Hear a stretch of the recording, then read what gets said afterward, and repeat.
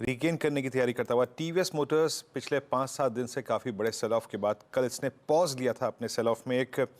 आज एक pull back की तैयारी करता हुआ उसके बाद ओएमसीज में आज अच्छी तेज़ी है। बीपीसीएल को देख लीजिए, आप एचपीसीएल को देख लीजिए यहाँ पर, और इनफैक्ट आईओसी लगभग 158.25 पे आके ट्रेड करता हुआ डे हाई की डिरेक्टरी में।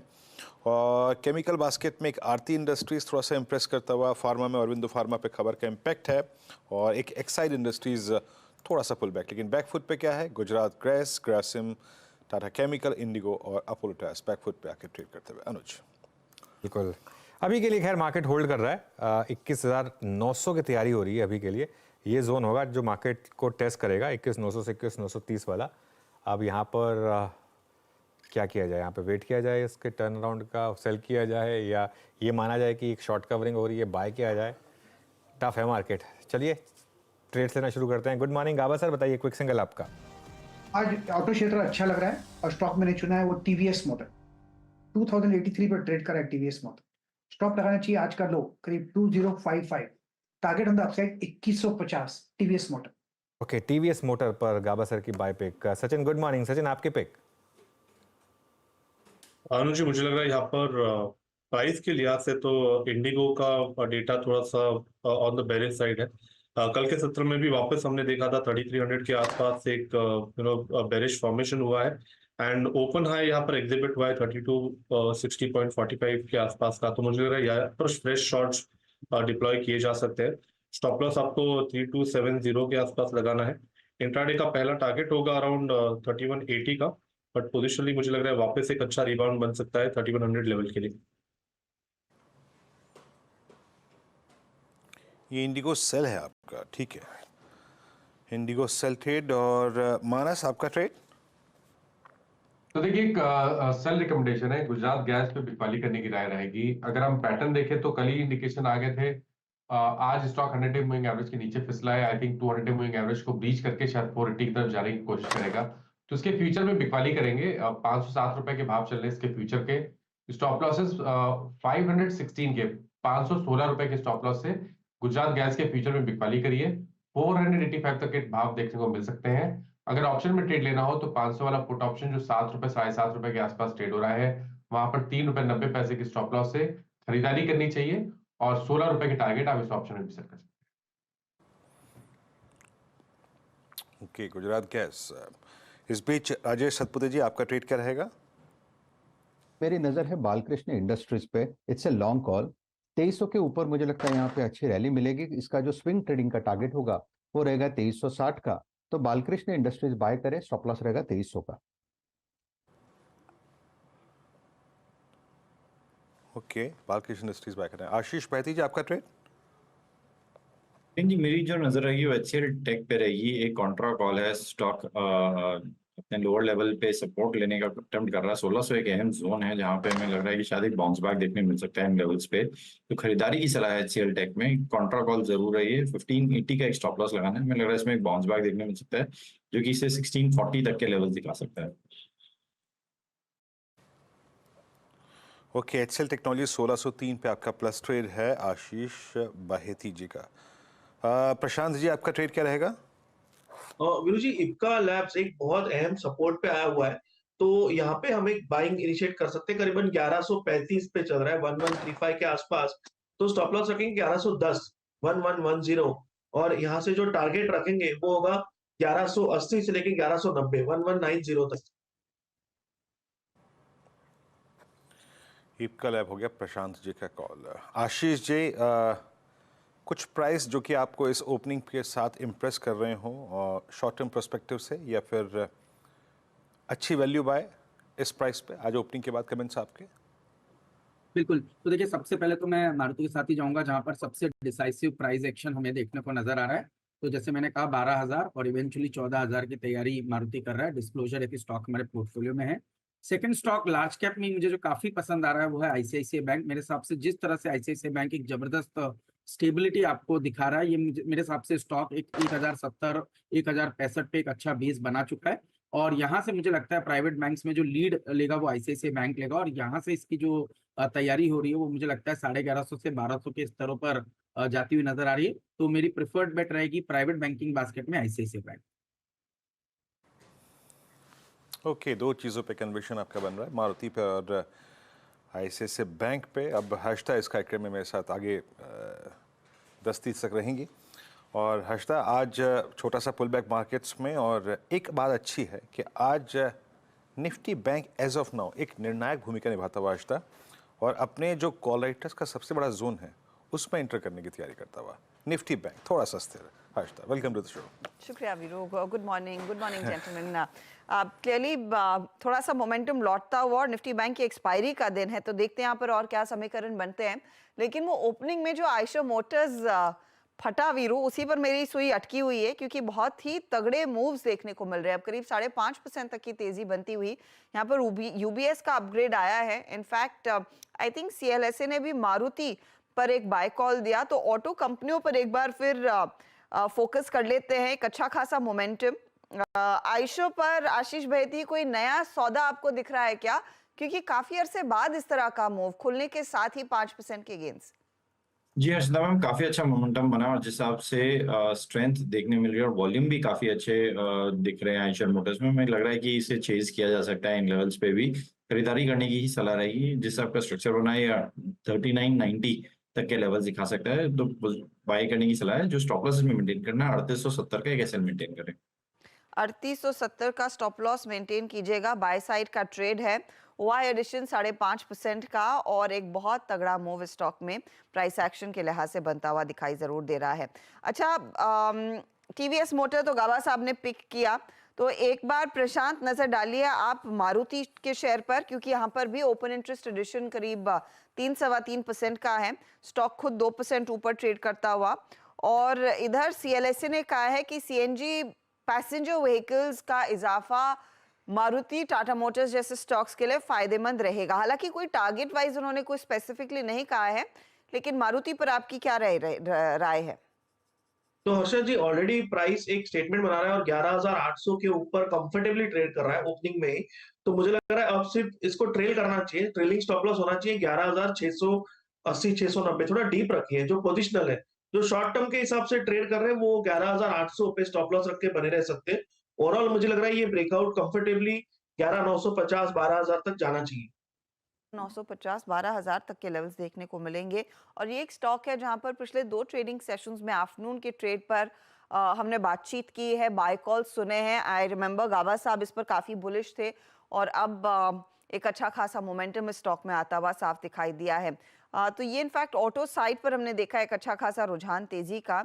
लेकिन सेल साइड में कल जाते जाते आपको याद होगा यूपीएल थोड़ा सा अटक रहा था। आज फिर बिकवाली के साथ ही कार्यक्रम की शुरुआत होती हुई 4 रुपए नीचे है।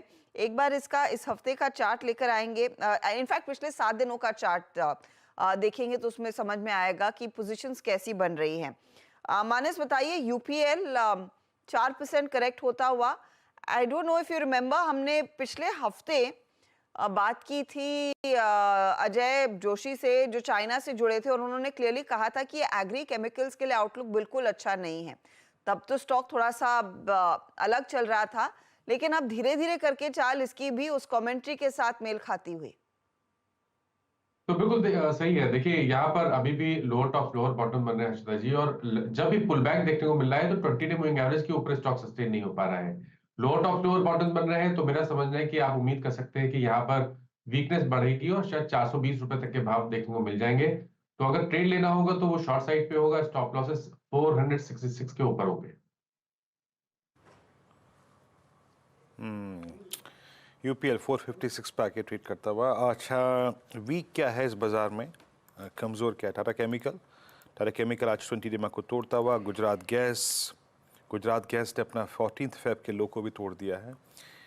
कुछ काउंटर्स जो कि बहुत बुरी तरीके से क्रैक हो रहे हैं। उसके बाद लेके आइए आप ग्रासिम, ये सचिन जी की शॉर्ट कॉल थी, और यूपीएल का जिक्र अभी हर्षदा ने किया। Apollo tyres heading towards 200 day exponential moving average, और साथ ही साथ एक बार आप लेके आइएगा ब्रिटानिया। राजेश सतपुते जी, ब्रिटानिया ये आपका बहुत अच्छे से तरीके से रीड किया हुआ स्टॉक है, और अमूमन ये 200 डे को होल्ड कर जाता है, लेकिन जब वो ब्रीच होता है तो एक बड़ा डाउन स्विंग भी देता है। अब ये price exactly 200 day exponential moving average के नीचे फ्लोट करता हुआ। आपका व्यू इस पर क्या है इस पर? ठीक है, ये अगर अपना 200 डीएमए जो 4765 के आसपास, मैं इनफैक्ट वीकली डीएमए की बात कर रहा हूँ, वीकली 200 डीएमए 4765 के आसपास है एक्सक्यूज मी। जैसे ही मुझे लगता है वीरेंद्र जी ये 4765 का लेवल टूटेगा, जो डाउनसाइड खुल रहा है इसके बाद मुझे लगता है ये 4650 4600 का खुलेगा, तो जो एग्रेशन है सेल साइड का वो 4765 के नीचे होगा। In that case your stop loss will be at 4820। Okay, Britannia. Sachin ji के पास मीनवाइल एक ट्रेड है। सचिन जी बताइए क्या पिक कर रहे हैं आप? वीरेंद्र जी, यहाँ पर मेटल्स में थोड़ा सा दबाव बन रहा है उसमें से जिस तरीके से हिंडाल्को में पिछले 2 दिनों से स्पिनिंग टॉप फॉर्मेशंस थे, उन दोनों फॉर्मेशंस को इसने ब्रेक कर दिया है। तो मुझे लग रहा है वापस एक अच्छा स्विंग बन सकता है, अपने 200 डे एक्सपोनेंशियल मूविंग एवरेज को रिविजिट कर सकता है काउंटर। सो 510 के लक्ष्य के लिए यहाँ पर फ्रेश शॉट्स ऐड करने की सलाह होगी। स्टॉप लॉस आपको लगभग अराउंड 532.40 के आसपास लगाना है। ओके, तो हिंडाल्को में एक बिकवाली का ट्रेड आता हुआ। धर्मेश हमारे साथ बने हुए हैं। धर्मेश, एक तो ये भारतीय एयरटेल का शेयर जो पिछले कुछ ट्रेडिंग सेशन से काफ़ी रेजिलिएंट है, उस पर आपकी क्या एनालिसिस रहेगी? क्योंकि ये ऑफ कोर्स वो जेफरीज की वो ड्रीम 11 लिस्ट जो हमने परसों बात की थी उसमें शामिल है। हेक्साकॉम में आईपीओ तो आ रहा है, लेकिन भारतीय अपना स्टेक बरकरार रखेगा तो उनके हाथ पैसे नहीं लगने वाले हैं, तो इतनी तेजी क्यों? देखिए, भारतीय एयरटेल में तेजी भारतीय एयरटेल के खुद के बिजनेस के लिए है और बिजनेस इनके काफ़ी अच्छे से ट्रैक्शन चल रहा है। Almost डिओपोली kind of a situation है। और आरपूस की बात करें तो भारतीय अभी भी 204 205 के आरपूस पर मेंटेन्ड है, जबकि जो इसका इमीडिएट कॉम्पिटिटर है जियो 183-84 पर है। इसके बावजूद इनका मार्केट शेयर काफ़ी अच्छा गेन कर रही है। ये दो ऑन द कॉस्ट ऑफ से वोडाफोन आइडिया, बट कंटिन्यूटी है। डेटा का यूसेज का भी ग्रोथ काफ़ी अच्छा चल रहा है और मैनेजमेंट का गाइडेंस भी रहा है कि ये आरपूस जो है 250 FY25 के एंड तक आ जाना चाहिए और वो 300 का टारगेट कर रहे हैं, विच टू माई माइंड लाइकली भी लगता है, बिकॉज जिस तरीके से डेटा यूसेज और एआई का इंट्रेंचमेंट हम लोगों के कामों में बढ़ रहा है वहाँ पर ये होता जाएगा। सो उस हिसाब से और चॉइसेस आपके पास कम है। अगर रिलायंस आप बाई करते हैं तो वहाँ पर डाइवर्सिफाइड सेक्टर्स का प्ले एक साथ बाई करना पड़ता है। यहाँ पर एक सिंगल यूनिटरी प्ले आपको मिलता है टेलीकम्युनिकेशन सेगमेंट पे। तो 5G के रोल आउट के बाद और भी ये इसमें इजाफा हुआ, तो मुझे लगता है ये कंटिन्यूटी रहेगी। यदि कुछ भी गिरावट आती है तो वहाँ पर आप बाई करते चले। पॉजिटिव न्यूज़ फ्लो से उसको सराउंड कर ही रहे हैं। वैल्यूएशन थोड़ा सा स्ट्रेच है, बट ये प्रीमियम वैल्यूएशन इसमें आपको मिलता रहेगा। आराम से 15-20% का स्टॉक प्राइस गेन एक साल के नज़रिए से इसमें और मिलना चाहिए यहाँ से भी। ओके, तो ये एक इंटरेस्टिंग ट्रेड भारतीय एयरटेल पर। अच्छा धर्मेश, आइसक्रीम पसंद है आपको? जी बिल्कुल। मैं आपसे पर्सपेक्टिव पूछना चाह रही हूँ, ये यूनिलीवर जो अपने आइसक्रीम बिजनेस को स्पिन ऑफ करना चाहता है, अब उस पे HUL की कुछ देर पहले CNBC TV 18 को स्टेटमेंट्स आए हैं। उस पर्सपेक्टिव में आपसे पूछना चाहूंगी कि क्या उभर कर आ सकता है, क्योंकि इस समय छोटा सा अमाउंट है, लगभग 3% का ही HUL का रेवेन्यू आइसक्रीम से आया है FY23 में, लेकिन ये क्या एक बड़ा शेकआउट होता हुआ दिखाई दे सकता है ग्लोबली आइसक्रीम कारोबार में? नहीं हर्षिता, मतलब आई थिंक इनके जो आइसक्रीम का बिजनेस है, आपने ऐसा बताया कि 3% ऑफ द रेवेन्यू है, तो ये यूनिलीवर के लिए कोई नीडल मूविंग है नहीं। तो अभी थोड़ा स्पेशलाइजेशन का दौर भी आ रखा है, बिकॉज पहले था कि एक ही कंपनी होती थी जो हजार तरीके के प्रोडक्ट ऑफर करते थे, बट जिस तरीके से अभी डेवलपमेंट चल रहा है वहाँ पर लोग फोकस करना चाह रहे हैं, वर्टिकल वाइज बिजनेस करना चालू कर दिया, और वर्टिकल को भी अब वो सेपरेट कंपनीज के अंदर ताकि प्रॉपर फोकस का बिजनेस किया जा सके वो कर रहे हैं। और जहाँ उन्हें लगता है कि जो बिजनेस उनके ओवरऑल स्कीम ऑफ थिंग्स में कोई खास इजाफा नहीं कर सकता है तो उसको अलग करना चाहते हैं। विश टू माई माइंड ये सही निर्णय भी है मैनेजमेंट का, ऐसा करना भी चाहिए, बिकॉज उसको टांग के रखने का कोई फायदा है नहीं। इससे अच्छा आप किसी और को दे दें जो उसमें उसको काफ़ी ग्रोथ ला सकता है, तो वो ज़्यादा फायदेमंद है। आइसक्रीम बिजनेस के अपने चैलेंजेस हैं, इंडिया के लिए तो काफ़ी कंड्यूसिव है, बिकॉज यहाँ पर आपको 4 सीजन मिलते हैं और 3 सीजन तो इसके लिए फेवरेबल रहता है। तो मुझे लगता है कि वो एक अलग एस्पेक्ट है, बट यूनिलीवर के हिसाब से कुछ इससे फर्क पड़ने वाला है नहीं इस पूरे ट्रांजेक्शन से। जम अच्छा, इंडेक्स लेके आइए। इंडेक्स फिर ऊपर से कोलैप्स हो गया, और जो अभी मैं बात कर रहा हूँ ना कि कल जैसे हमने शॉर्ट भी किया था क्रिटिकल शॉर्ट था 21,913 के नीचे या फिर 890 के नीचे, अगर आपके पास शॉर्ट है, देखिए आप ब्रेक इवन पे बैठे हुए हैं, बट एक चीज़ याद रखिएगा, कल का लो था हमारा करीब 21, आप उसे 795 मान के चलिए, 21,795 और लगभग 21,800 910, ये 100 पॉइंट की ट्रेजेक्टरी बड़ी क्रिटिकल है। या तो सौदा एक बार के लिए निपटा लीजिए, फिर ब्रेकडाउन हो तो शॉर्ट कीजिएगा, या फिर ऊपर की तरफ निकल जाए तो लॉन्ग कर लीजिएगा। लेकिन ये जो 9-10 है ना, अब 9-10 क्या है, कल जब क्रैक आया था ना तो लगभग 953 पे यही ट्रेजेक्टरी टूटी थी तो हम कोलैप्स हो गए थे। तो शॉर्ट या फिर लॉन्ग को थोड़ा सा देख के चलिएगा, क्योंकि as of now Nifty bank आज के इस सेल ऑफ में पार्टिसिपेट करने को तैयार नहीं है। निफ्टी बैंक, जरा वो प्लीज स्लाइड लेके आएंगे सुबह ऑप्शंस की, जो हमने पिरामिड्स देखे थे। निफ्टी बैंक बार बार स्ट्राइक कर रहा है कॉल राइटर्स के जोन को। तो निफ्टी अगर किसी भी सर्कल, अभी तो देखिए हार्डली फ्लैट ही है निफ्टी, बट अगर निफ्टी 21,910 920 के ऊपर जाए तो शायद निफ्टी बैंक उसे एक पुश प्रोवाइड करे। थोड़ा सा देख के, आई मीन ये रेंज बड़ी क्रिटिकल है, और कल के लो को निफ्टी पे बहुत एक क्रिटिकल लो मान के चलिएगा। ये देखिए निफ्टी का प्राइस अगर इस वक्त बैंक निफ्टी का 46,530 है, तो आप सेकंड सबसे हाईएस्ट कॉल राइटर के जोन में एंटर करने की तैयारी कर रहे हैं और इनफैक्ट कर चुके हैं। तो ये एक मेक और break I think index for the day is Nifty bank. और अगर निफ्टी ने इसके पीछे 21,910 920 की ट्रैजेक्टरी पार कर दी तो शायद एक छोटा सा रिवर्सल ड्यूरिंग द डे आ जाए। It's Nifty bank. मेरी कमेंट्री में क्लियरली मेंशन था कि एक डिफरेंशियल अगर कोई क्रिएट कर सकता है सुबह तो वो है निफ्टी बैंक। अब आते हैं स्टॉक फ्यूचर्स पे एक बार फिर से। कल हमने एक स्पॉटिंग की थी कविता जी के साथ सुबह बजाज फाइनेंस की, जरा एक बार लेके आएंगे स्क्रीन पे। करीब 6665 डे हाई पर आशीष, आपको शायद याद भी होगा, सुबह हमने ट्रेड पिक किया था इसको, और बात यही होती कि एक ज़माने बाद इसमें 10-20 का पॉजिटिव क्रॉस ओवर, ज़माने बाद 20 डीमा के ऊपर ट्रेबल होना। क्या ये 67-36 तक का स्विंग पॉसिबल लग रहा है आपको? ग्रुप में अगर आप देखेंगे बजाज ऑटो ग्रुप में कल भी एक अच्छा रिलेटिव स्ट्रेंथ बना हुआ था, और आज भी बहुत अच्छा एक बाइंग इंटरेस्ट बन दिख रहा है क्लियरली इसमें।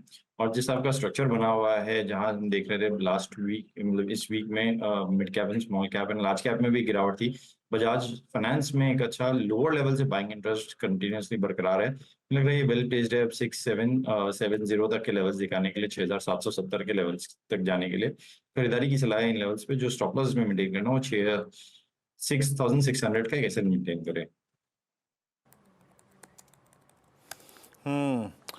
ये है बजाज फाइनेंस, थोड़ी स्टेबिलिटी देता हुआ। पुट राइटिंग बजाज फाइनेंस में काफ़ी विजिबल है। मारुति आशीष जी की पिक हो गई, उसके बाद बजाज ऑटो भी अच्छा मूव देता हुआ। आयशर मोटर्स लगभग 5% ऊपर। और क्या ठीक कर रहा है यहाँ पे, बैंक ऑफ बड़ौदा नोन और एग्जैक्टली पीएनबी अपने 50 डे से पुल बैक देता हुआ। और विंडो फार्मा खबर का इम्पैक्ट है, मेरे को कोई बहुत ऐसा निर्णायक ट्रेड नज़र नहीं आ रहा अभी तक as of now. Maruti at 11,902, Harshada at all time high. तो आज ऑटो में सबसे बड़ा मूव मारुति में, आयशर के बाद। जी हाँ, बहुत तगड़े गेंस, बहुत ही जोरदार तेजी बनती हुई दिखाई दे रही वीरू। अब वो 12,000 के टारगेट समय जानकार जो दोबारा देने लगे हैं, उसके बियॉन्ड जाने की तैयारी ये स्टॉक क्लियरली कर रहा है। अच्छा, इस बीच स्टॉक्स जो नहीं चल रहे हैं उसमें टाटा केमिकल्स फिर से स्क्रीन पर आ रहा है, क्योंकि टॉप लूजर्स में शामिल होगा। अगर आप वायदे बाजार के टॉप लूजर्स देखें, 57 से 60 रुपए की गिरावट, 5% देखते इसने गवा दिए हैं। अचानक किस स्टॉक में बिकवाली क्यों बढ़ने लगी है सचिन, क्या आपकी एनालिसिस है? 1057 पर आया है ये स्टॉक। वर्षिता, यहाँ पर अगर हम डेटा देखें तो लगभग 920 से लेके 1300 तक की एक काफी वर्टिकल रन हुई थी, एंड ये पर्टिकुलर इम्पल्स लगभग 6 दिनों में अनफोल्ड हुई थी। तो आई थिंक यहाँ पर कहीं जाकर एक price wise correction already exhibit हो चुका है। टाइम वाइज अभी मुझे लग रहा है यहाँ पर थोड़ा सा कंसोलिडेशन हो सकता है। तो मेजर ट्रेंड में कोई बड़ा बदलाव नहीं है। एक अच्छा डिपेंडेंट सपोर्ट जोन है 1040 से लेके 1100 के आसपास का, तो मुझे लग रहा है वहीं पे कहीं जाकर थोड़ा सा एक कंसोलिडेशन हो सकता है, बट मेजर ट्रेंड में कोई बदलाव नहीं। मेजर ट्रेंड में कोई बदलाव नहीं। 1040 फिर सपोर्ट जोन, वहां से हम करीब 20 रुपए ऊपर ट्रेड कर रहे हैं। देखते हैं यहाँ पर क्या रुझान उभर कर आएगा। अच्छा, दो स्टॉक स्क्रीन पर, एक तो कमेंस लेकर आइएगा प्लीज डायरेक्टर साहब। 2780 के लेवल्स ₹54 की बढ़त, 2% का इजाफा स्टॉक में आपको स्क्रीन पर दिखाई देगा। ओआई एडिशन धीरे धीरे करके शुरू हो चुका है। देखते हैं यहाँ पर आगे वॉल्यूम पिकअप आता है या नहीं। कमिंस पर राजेश सातपुते, कोई ट्रेड है? ये स्टॉक तो आप यूजुअली ट्रैक करते हैं, आपके रेडार पर रहता है। हर्षद जी देखिए, कल कमिंस में आप देखिए चार्टिकली एक सेल था, लेकिन ये पूरा सेल एब्सॉर्ब हुआ, तो कल एक बेयर ट्रैप सिचुएशन बन गई। मेरे हिसाब से इसका आज का टारगेट होगा 2820 से लेकर 2840।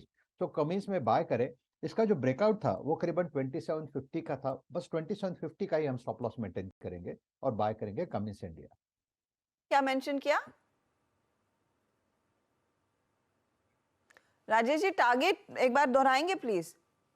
हर्षद जी, कमिंस का टारगेट होगा 2820 से लेके 2840। ये फ्यूचर की प्राइसेस का है, बोल रहा हूँ। ओके, 2820 से 2840 के लिए एक अपॉर्चुनिटी कमेंट्स में, और कमेंट्स में इस घंटे हम देख रहे हैं थोड़ा सा मोमेंटम पिकअप होने लगा है। मनप्पुरम फाइनेंस में भी थोड़ी खरीदारी आती हुई। आशीष, अच्छा आशीष चतुर्मोता है नहीं हमारे साथ, तो प्रशांत आप देख लीजिएगा प्लीज।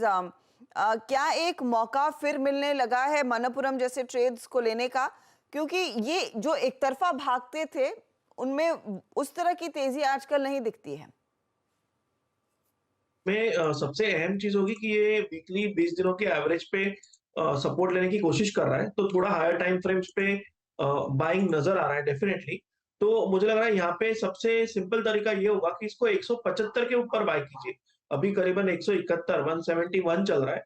एक बार ये 4 पॉइंट ऊपर 175 175 का लेवल क्रॉस हो जाए तब बाय कर लीजिए। स्टॉप लॉस रखेंगे 168 168 पे, और यहाँ से टारगेट रखेंगे 188 से लेके 190 188 190 के जोन में। So buy about 175। जैम ओके, लॉन्ग साइड पे बिल्टअप करने के लिए मोमेंटम दो स्टॉक्स आ रहे हैं, अपनी भूमिका निभा रहे हैं। एक तो आप SBI, वो एक थ्रस्ट जनरेट कर रहा है निफ्टी बैंक के लिए, और दूसरा रिलायंस। अब इस पे देखिए, ये सारी बात निर्भर करेगी कि कैसे निफ्टी 21,920 30 की ट्रैजेक्टरी को पार करता है, बट उससे पहले कोई कॉन्फिडेंस नहीं आएगा। बट आइसोलेशन में मैं लॉन्ग के पर्सपेक्टिव से जब जहन में आ रहा है तो रिलायंस इसलिए आ रहा है क्योंकि कल रिलायंस ने एक्सट्रीम वीकनेस के बाद पूरे मार्केट में, उसके बावजूद कल 50 डे एक्सपोनेंशियल मूविंग एवरेज के जोन को नहीं तोड़ा था, वायलेट नहीं किया था। कल इसी समय प्रश्न मैंने भी किया था ये आशीष बहती जी से। आशीष बहती जी, आज ये कल की कैंडल के हायर शेडो में ट्रेवल करता हुआ, ट्रेड करता हुआ, और परसों के हाईएस्ट क्लस्टर को स्ट्राइक करने की कोशिश करता हुआ, अभी तक कंट्रीब्यूटर यही बना हुआ है। रिलायंस पे आपका व्यू क्या बन रहा है? दिन का अगर आप लो देखेंगे तो वो एक जोन में सीमित रहा है, और जिस हिसाब से उसने एक बेस बनाने का अटेम्प्ट कर रहा है, मुझे लग रहा है वेल प्लेस्ड है एक बाउंस बैक देने के लिए यहाँ से। तो खरीदारी की सलाह रहेगी रिलायंस पे इन लेवल्स पे। जो स्टॉप लॉस में मेंटेन करना है वो 2830 3830 का एक एसएल मेंटेन करें। मुझे लग रहा है जिस आपका स्ट्रक्चर है इसमें 2920 2920 तक के लेवल्स देखने मिल सकते हैं। ओके, और सचिन, SBI पर आपका व्यू? SBI करीब 731 पर ट्रेड करता हुआ, और ये भी कल की पूरी कैंडल को कवर करने की कोशिश करता हुआ इस प्राइस सेक्शन के साथ। वीरेंद्र जी, क्लियरली अगर हम देखें तो कल का जो इसने लो बनाया था लगभग अराउंड 724 के आसपास का, ये अभी तक वायलेट नहीं हुआ है। एंड ऑन द कॉन्ट्ररी, ऊपर से अगर हम ट्रेंड देखें तो यहाँ पर एक क्लियर कट लो टॉप लो बॉटम सीक्वेंस ही है। अपने 5 डे एक्सपोनेंशियल मूविंग एवरेज के ऊपर इसने अभी तक क्लोजिंग एस्टैब्लिश नहीं की है पिछले 8 दिनों में। तो मुझे लग रहा है इमीडिएट बेसिस पे रेजिस्टेंस 738 के आसपास फिलहाल प्लेस्ड है। तो आई थिंक इसी पर्टिकुलर रेंज में रह सकता है। बायस थोड़ा सा नेगेटिव होगा, तो यहाँ पर सेल ऑन राइज मोड ही आपको अडेप्ट करना चाहिए। बट जिस तरीके से ये पुल बैक अनफोल्ड हो रहा है, तो मुझे लग रहा है 736 738 एक आइडियल जोन होगा जहां पर शॉर्ट्स कंसीडर किए जा सकते हैं 740 के स्टॉप लॉस के साथ। इवेंचुअली मुझे लग रहा है वीकली एंड मंथली चार्ट्स पे जिस तरीके से डेटा है, आई थिंक ये स्टॉक 720 से लेके 710 के आसपास के स्विंग बना सकता है। ओके, तो स्टेट बैंक ऑफ इंडिया में एक थोड़ा सा रेजिलियंस आता हुआ, और होपफुली आज एक्सपायरी के दिन, निफ्टी बैंक के एक्सपायरी के दिन इसकी तरह से कुछ कंट्रीब्यूशन आ जाए तो बात बन जाएगी, क्योंकि निफ्टी बैंक लगातार ऊपरी लेवल से कुछ क्रैक दिखाने लगा है। अच्छा, डॉक्टर रेड्डीज का स्टॉक आपकी स्क्रीन पर लेकर आएंगे, और लगाइए इस पर प्लीज़ टारगेट हिट की मोहर, क्योंकि ये ट्रेड दरअसल आज सुबह में जो हम टॉप कॉल्स लेते हैं राजेश सातपुते ने दिया था। 6050 इन्होंने कहा था कि शॉर्ट करके चलेंगे, वो अचीव हो गया। 6050 के नीचे आ चुका है स्टॉक। ये कैश के मैं लेवल्स बता रही हूँ, फ्यूचर्स में ऑफ कोर्स 6066 के आसपास ट्रेड कर रहा है। अभी कैश में हो रहा है अचीव। राजेश जी क्या करना है, कैरी करेंगे? फ्यूचर्स में भी हो सकता है। हर्षदा जी देखिए, फ्यूचर का आज का लो है 6056। First of all thank you. 6056 का आज का लो है, मेरे हिसाब से ये ऑलमोस्ट टारगेट अचीव है, तो एक स्विंग तो हो गया। मेरे हिसाब से यहाँ पे जो नया टारगेट होगा वो रहेगा 5960। तो करंट लेवल से 110 पॉइंट का फॉल डॉक्टर रेड्डीज में यहाँ पे आप कह सकते हैं कि अनफोल्ड हो चुका है, तो इट्स स्टिल अ सेल। इसका जो स्टॉप लॉस रहेगा वो रहेगा 6100 का। तो नए सेल के लिए 6100 का स्टॉप लॉस रहेगा और सेल करे डॉक्टर रेड्डीज। बता दें कि मनी कंट्रोल पर दिए गए विचार एक्सपर्ट्स के अपने निजी विचार होते हैं। वेबसाइट या मैनेजमेंट इसके लिए उत्तरदायी नहीं है। यूजर्स को मनी कंट्रोल की सलाह है कि कोई भी निवेश निर्णय लेने से पहले सर्टिफाइड एक्सपर्ट की सलाह लें।